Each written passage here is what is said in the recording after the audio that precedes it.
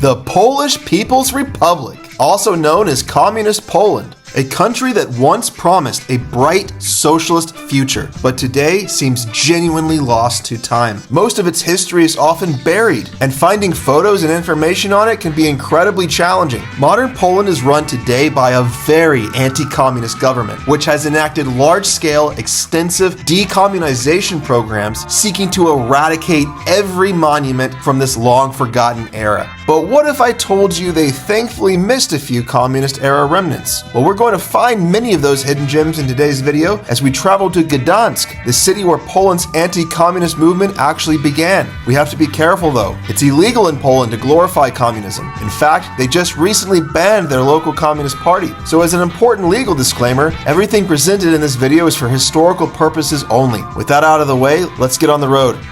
Dzień dobry, dzień dobry. Rezerwacja? Rezerwacje, ja. Dzień dobry, dzień dobry.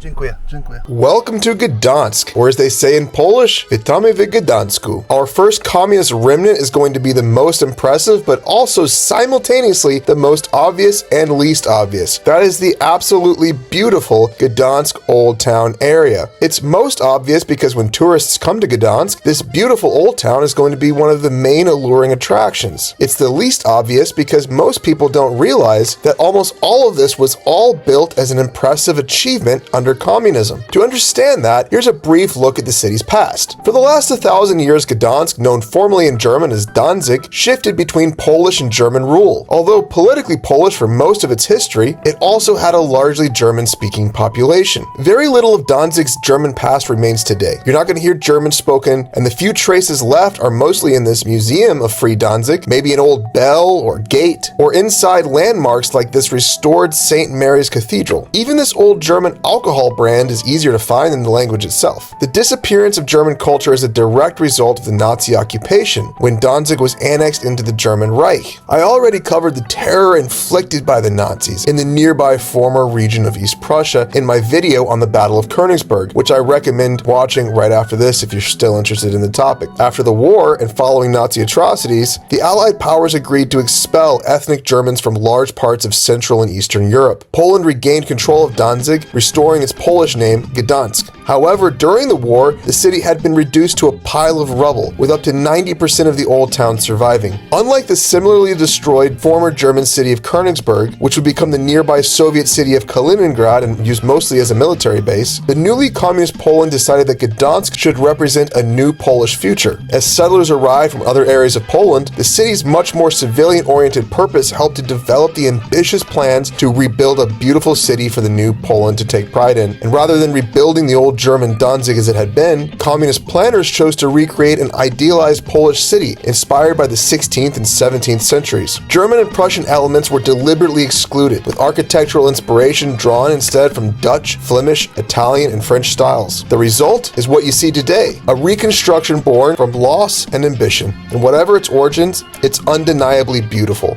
A city where you can wander street after street with a smile on your face. Nie, dziękuję, dziękuję. Będzie fajna pora. Łasko za zdjęcie, zdjęcie formę gazetki. Dziękuję. You know that was a scam. Oh yeah. That was like, hey, I took your picture, now you owe me money. Yeah. I took a picture of you taking my picture, and now you're on my vlog. Yeah. All right, y'all want to eat redneck food? Ready to pulled pork and beef burgers right here in Gdansk. We're actually going right next door to a communist-era milk bar. Many of y'all have probably watched some of my Soviet vlogs where I talk about the Soviet Stolovia canteens, which were low-cost, subsidized cafeterias in the Soviet Union. Milk bars, on the other hand, are the Polish equivalent. They got their name because their original menus were so largely built around dairy items as a cheaper alternative to meat at a time when poverty was high and people were just trying to survive. Milk bars are actually older than the Soviet canteens, and they didn't start under communism. The first one opened up in Warsaw in 1896 and aimed to feed the Polish working class dirt-cheap meals right through the Great Depression of the 1930s, leading up to the devastation of the Second World War. But after the war, when Poland became a communist country, the Polish communists took this foundation, stripped the profit motive from it, added a government subsidy element, and rapidly expanded it to serve cheap but filling and nutritious meals to all Polish workers across the country.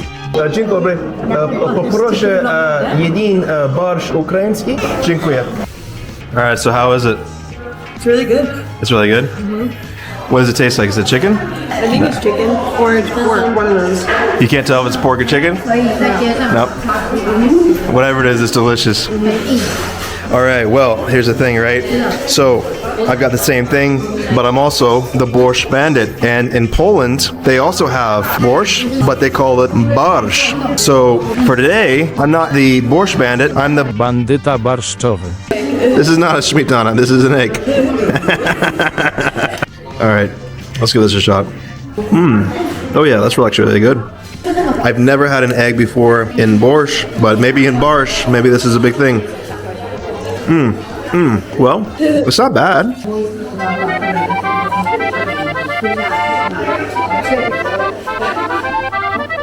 A little hard to eat with one hand. I would say overall the flavor profile of this is really, really good. Nice rich flavors and stuff like that. I'm gonna give this borscht an honorary 8 beetroots out of 10 beetroots. Now time to try one of my favorite sides in Polish cuisine. This is mizeria. Let's go. Delicious. That is really, really, really, really good. How do you like it? Really good. Yeah, you like the mizeria as well? I love the breading on it. Perfectly temperature. Nice and seasoned. This is absolutely delicious. These look like great mashed potatoes, so let's go ahead and give this a whirl. Looks like we get a little bit of dill with that as well. Oh man, that is delicious. That is absolutely delicious. And we give this beverage a try here. Cheers. Na zdrowie. Oh, nice. What do you think? I think it's pretty good. That's pretty good. Cranberries. Yeah, it definitely tastes like cranberries. We are on the way to an old communist bus station I want to show you, but on the way there, I couldn't help but notice this jail here. Of course, this jail was certainly here during the communist era, and back then it's no secret that there would have been several anti-communist activists who would have been imprisoned here during that time. Of course, modern Poland has several memorials to those people here on the wall outside. One of the big criticisms of communist Poland was that it did not have the concept of free speech as we understand it today. But I will say I find it quite a bit ironic that modern Poland, under today's laws, also does not have free speech, as it's now possible for communist activists to be arrested and held in this same jail under the current anti-communist government here in Poland. Of course, just recently, the Communist Party was banned in this country. You can see a very, very socialist style here in this bus station that's very, very distinctive. And it's going to start here with these bus stalls. So actually, if you look at each one of these, stanowiska, there's different stalls. They're picking up and dropping off from everywhere. So you can actually go downstairs here and see what we're talking about. And this tunnel here, this tunnel system, actually takes you straight into the Socialist Bus Station. Like if you pay attention, you see enough of this stuff. This just granite here. I don't know. The sheen on this just has a very, it has a very, very Warsaw-packed feel to it. You know what I mean? I mean, you can kind of smell it, and you just imagine you're here with us, and imagine the smell right now of walking through. Imagine you're going, from Polish People's Republic, and you're going off to the Soviet Union in Minsk, or in Kaliningrad, maybe all the way to Lithuania, maybe to Ukraine, And that's another thing too as well. You can also get buses here, of course, to Lithuania. So really, there's like 4 former Soviet Socialist republics that this bus station is still running buses to and from. This is probably one of the only bus stations that you can come to where people are simultaneously going to both Russia and Ukraine at the same time in this time of history. Yeah, look at that Socialist Bus Station handle. Look at that. That's a thick wood. But yeah, here we are. Of course, this bus station has seen better days. Water damage up at the top. My favorite is like the staircase. I don't know, I like the design of that. But what's interesting about this bus station, let's come on over here and take a look at this map. This right here is an original map. This was put here post-war in the Polish People's Republic times, and it's still there. It's still up there on the wall. And of course, that line wouldn't have been showing you Kaliningrad Oblast, it'd be showing you the Soviet Union. So once you cross that line, that would have been the start of the Soviet Union and the end of the Polish People's Republic. Yeah, and it just shows you the old roots. Really, really, really, really cool.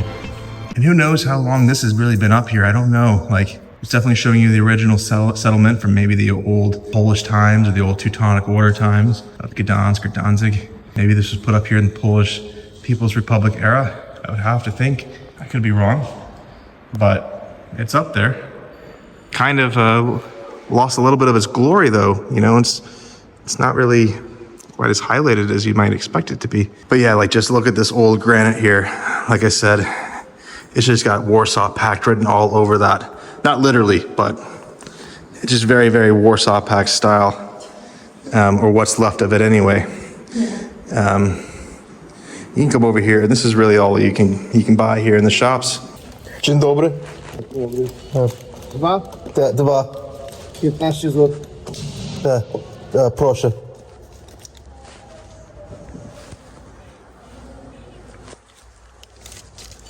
Dziękuję. Dziękuję. This is the other entrance. You know, so it's still in use. Just like other post-socialist countries, sometimes some of these things are still in use. But you can see, it seems to be on its last leg because there's not really much going on here. So who really knows how long this bus station is going to last like this? You know, who knows? Good news is, at least we got to run into this. Check this out. It's got a Lada 2107. And I believe this means that this was a model that was most likely targeted towards outside of the Soviet Union. Otherwise, that'd be a Zhiguli. Nice, beautiful classic car here. Still on the road. Always got to stop for a good Lada. Man, check this out. It's in pretty good shape. I love the color. Love the hubcaps. Check out the hubcaps. Check out the hubcaps in this. Beautiful. Dzień dobry. Masz czerwony goździk. Tylko resztę tutaj gałązkowego.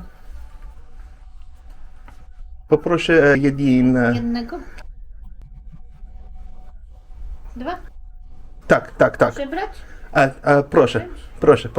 When it comes to Poland and modern discussions around World War II history, the Soviet Red Army and Poland go together about as well as oil and water. The reasons for this are well publicized and repeated so often that I won't be discussing that tragic history here today. What is often forgotten and downplayed are the final years of the war, when Polish and Soviet soldiers fought side by side to destroy their shared Nazi enemy. It wasn't just the Soviet red flag that flew over defeated Berlin in 1945, but also the flag of their Polish allies. The Nazis viewed all Slavic people, Polish, Russian, Ukrainian, Belarusian, as racially inferior all the same, and fit only for enslavement. Had Nazi Germany not been defeated by these brave Polish soldiers and their Soviet allies, there would be no Poland, no Polish Gdansk, and no future free from the Nazis' brutal racial hierarchy. It's for this reason that we all owe a debt of gratitude to these Polish soldiers. And that's why I'm here today at this tank memorial. This is a Soviet-built T-34, but it's painted with the Polish eagle, because this was the first tank to enter nearby Gdynia, crewed by 4 brave Polish soldiers of the 1st Armored Brigade of the Polish People's Army. It was struck by a Nazi anti-tank weapon, and then its commander was seriously wounded by a Nazi sniper. But after the war in 1946, it was repaired, and since then, it has stood as a memorial, a reminder of the immortal sacrifice of the brave Polish soldiers who fought to defeat Nazi Germany and gifted us a future free from this Nazi reign of terror. I also want to point out that one of the most beloved television series from communist Poland was 4 Tankmen and a Dog, whose main characters also crewed a T-34 tank in the same Polish First Army in World War II. Check that series out if you have the time.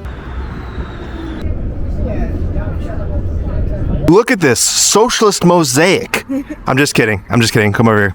Now that's better. This building, Dom Rzemiosła, here in the Brześć district of Gdansk, was completed in 1980 as a home for local crafts and services on the initiative of the local crafts cooperative Elex Metal and Spójnia. At the time, forming a cooperative like these were often the only way for private craftsmen to create and sell their products. Craft cooperatives served as key economic structures within the socialist planned economy, giving craftsmen access to supplies and markets that were otherwise difficult to obtain. Inside this building, among the dozens of workshops and shops, customers could find tailors, shoemakers, leather workers, photographers, jewelers, and other artisans whose high-quality products offered a real alternative to mass-produced goods. The architectural design was created by Stanisław Michel, one of the most important architects working in post-war Gdansk.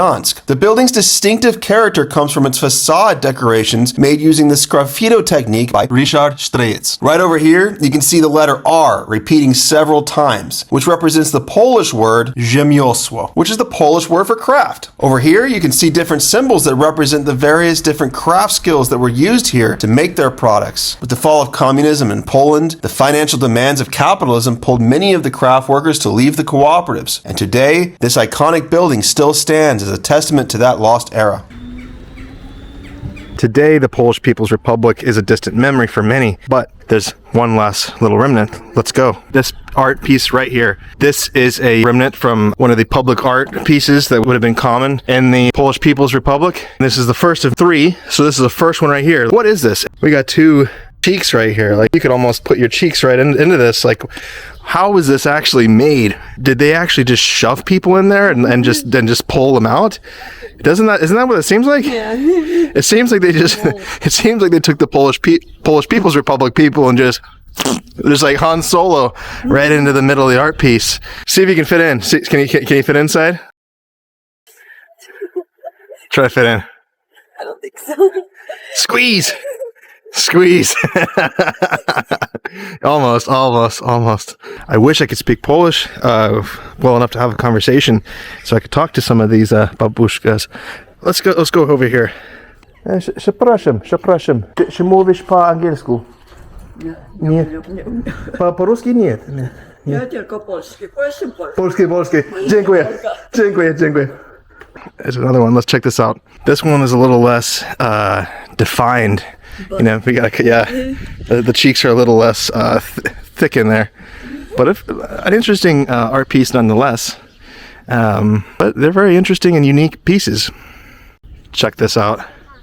Similar style, probably the same artist. If we want to be honest about it, yeah, probably the same exact artist that did the other ones. Got another statue here, another old socialist Polish People's Republic statue, still serving its artistic purpose. Got another socialist era monument here, and this is the last one here of this little area. Just kind of hidden off here into the side, hidden off into the grass, overgrown. But this is a very common, like, socialist design here. You know, you've got your housing units, but open space here for the people to play or hang out or relax, you know. I mean, and over here you would have had your shops, you know, so maybe your government stores, you could go and pick up your items. Came across this right here. What could this have been? Who knows? I have no concept of what this might have been. Maybe this was an old monument. Maybe this was like a fountain of some type. There definitely was probably some water around. It's hard to guess really what that could have been without asking somebody, and that's the thing. I just like, in a Russian speaking country I'd be able to have that conversation, but my Polish is so limited I can't really speak. Przepraszam, czy mówisz po angielsku? Nie. Ale po polsku mówię. Po polsku, nie mówię po polsku. Dziękuję. Przepraszam, czy mówisz po angielsku? Nie. A tak. U nas mało kto mówi po angielsku. Co? Po angielsku, a czy mówisz po angielsku? Po ruski? Po ludzki w ogóle nie. To lepiej po angielsku niż po rusku. Говорит po ukraińsku. Okej. Ruski nie. Czy mówisz po angielsku? A little bit? Do you know what this is? No, I don't know. Maybe it's waterfall. No. Okay. Like a water fountain. Old. Okay. I'm from Belarus. Okay. Хорошо. Speak Russian details. Я говорю немного по-русски. Я изучаю русский язык 2 года. Wow. Не говорю по-польски. I understand Polish also, but I can speak not good also. Okay. It's a nice area. It's a nice, beautiful. It was just shocking because, like, I was just like, what? I don't know. Yeah, exactly. In other place in Asova. I just came for birds. The beautiful pigeons. You want feed them? Yeah, perfect. Thank you. That's perfect. Dziękuję. Спасибо большое. Спасибо большое. Не за что. Пожалуйста. Они могут есть с руки. Руки? They can eat from your hands. Okay, like this, and one of them come to you.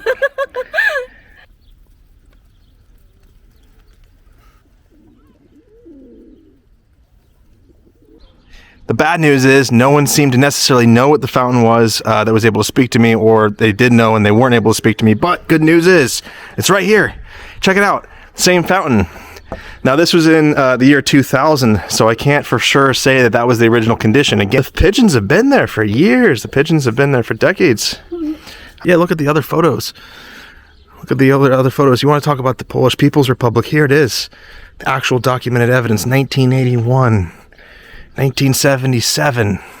Check out that car, 1975. Someone got a nice BMW, it looks like. Don't know how that happened. Yeah. This looks like 1976, public transportation. I mean, these are the stories of a community right here, all up on the wall. 1976, look at that. This looks like maybe the construction site of building all the homes in, 1972. And here we are right here. We're actually in front of this building right now filming. And there it was, as it was in 1983. Look at these fellas going to work or coming home. Busy avenues and streets. Yeah, like the communities, the stories of the community. And I mean, this sign's actually talking about how the art that we're hunting right now was designed to give the housing areas a unique character and unique identity. Look at these children here right in front of this wall. Well, look at this. Speaking of art, it's right over here. Let's go check it out. Right over here, look at this. I don't know if this is the original color paint, but definitely the original stonework. And of course you didn't have to do this. This was just purely just to enhance the area, make the communal space nice, give people a good place to live and call their home. You wouldn't believe it? It's right here. It's right on the side of this grocery store here. Let's check it out. Unfortunately, it looks like we were missing a piece. We're missing a piece right here. Seen better days. But of course, I'm sure, just like the other ones, we know it was a beautiful piece of artwork. No juicy cheeks or anything like this. But it's hard to say exactly what this would have been back in the Polish People Republic days, because of course, this certain Levratan shop wouldn't have been quite like that back then, but perhaps it was a government store. Perhaps this was where you came down and got your local foods and everything like that. There's plenty of shops though here today. Like if you live in these apartments all throughout, there's shops, restaurants, all within the core center of the housing district over here. All right, so when you're feeling hungry in the Polish People's Republic, it's time to eat like it's in the Polish People's Republic. Let's go. Poproszę pierogi ruski. Pierogi ruski jeden, proszę. I kompot. I co jeszcze?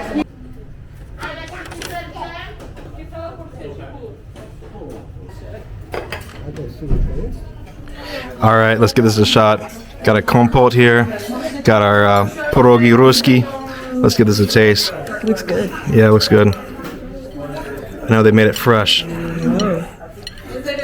They were out. See? All right, let's check this out. Wow.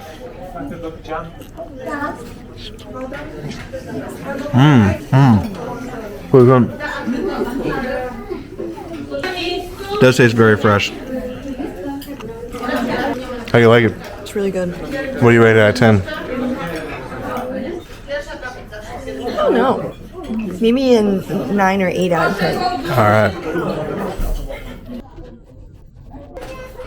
All right, since it's a hot sunny day, I think we should get a train up to the beach. That's right, many foreigners forget that Poland actually has some beautiful sandy beaches. And the beach we are going to today is the nearby seaside resort city of Sopot, where we will continue our hunt for old communist legacies. Look at this. Look at how many people there are right here. Like, look at this. I'm clearly not the only one with the idea of coming to Sopot today. This place is packed. This is absolutely loaded with people on a scale we're just not used to really living in Ireland. But man, if you might not have this idea of Poland, but I'm telling you, there are so much things to do and see in Poland. And if you're not here, you're probably missing out. But let's get going. Onward to the beach.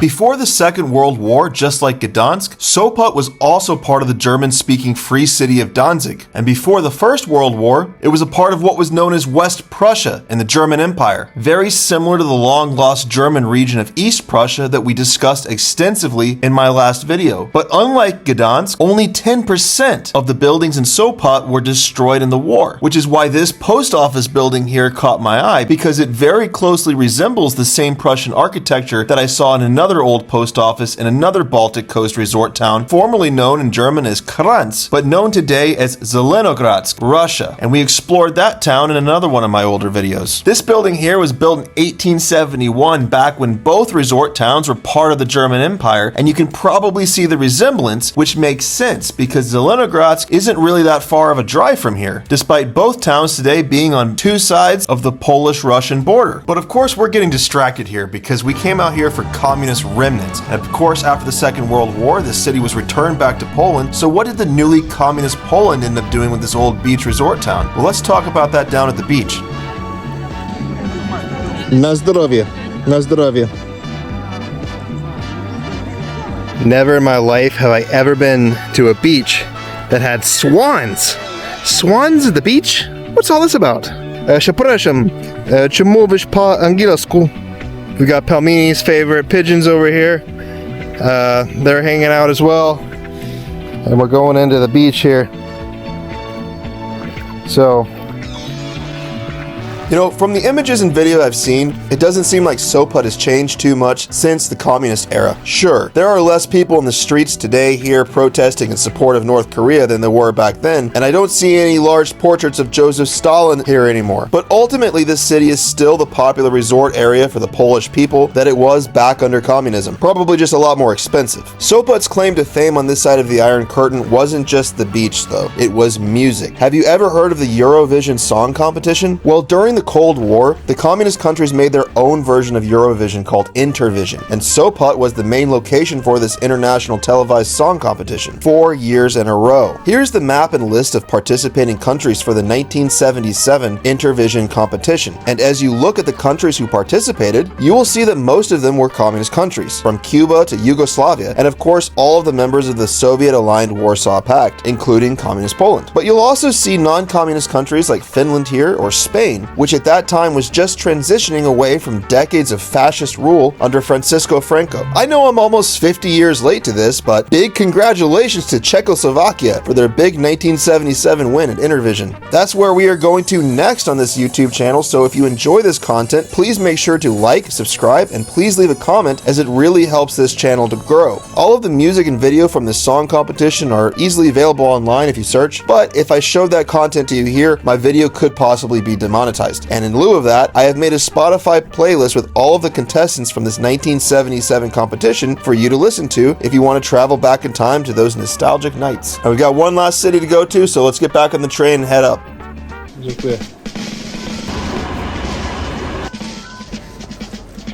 We have just arrived into the port city of Gdynia, where a communist remnant surprise awaits us. And behold! Before us lies some real communist-era mosaics right here inside the Gdynia train station. You see, during the Nazi occupation of this city, they tried to rename this place to Gotenhofen. But of course, as previously discussed, the brave Polish war heroes and their Soviet allies drove the Nazis from the strategic port city, but unfortunately the old train station was destroyed. And that left the communist government no choice but to build this train station I'm standing in right on top of the ruins of the old one. and that was built in the 1950s with a combination of social realism and pre-war art modernism. And all of these mosaics and paintings we are about to see go back to that decade. Now, this train station originally included a restaurant. Not this restaurant, because there certainly was no McDonald's in the 1950s in communist Poland. But this was a communist-era restaurant of some type. And that's why all of these beautiful murals and mosaics were created to decorate that restaurant. Several of these pieces of artwork are maps and globes, of course, showing maybe the local region, but also to represent the world, because as a major port city, Gdynia would serve as a strategic resource to open communist Poland up to international trade, of course, around the world. You'll also see a lot of maritime themes that really tie in with that port city history. Like, take a look at this beautiful mosaic with the harbor cranes, the seagulls, the maritime flags, of course, a beautiful display representing the strategic importance of this city. But among all of the maps painted here, this is by far the most interesting, because of course you can see Poland here, but reflecting the political geography at the time, you can see former communist East Germany over here, and then you can also see the Soviet Union, obviously, which is including Belarus, Russia, Ukraine. But what's weird is that I can't figure this out, is why it seems to show the Baltic states as being independent from the Soviet Union, because at that time, in the 1950s, all of this would have been considered part of the Soviet Union. Because you can see the other republics, Georgia, Armenia, and Azerbaijan, they're all colored in as the Soviet Union as well. Of course, you got Yugoslavia and Czechoslovakia, and it's very clearly a remnant of that communist Cold War era of geography. And of course, you got up here where I live in Belfast, that's marked in the same way. If anyone knows why those Baltic states are colored differently, I can't figure out why that would be the case, but definitely let me know in the comments, because I did all my research and I cannot figure this out. But I really enjoy all the beautiful sea creatures and everything, these fantasy creatures that have been added into the map. I think that's really cool.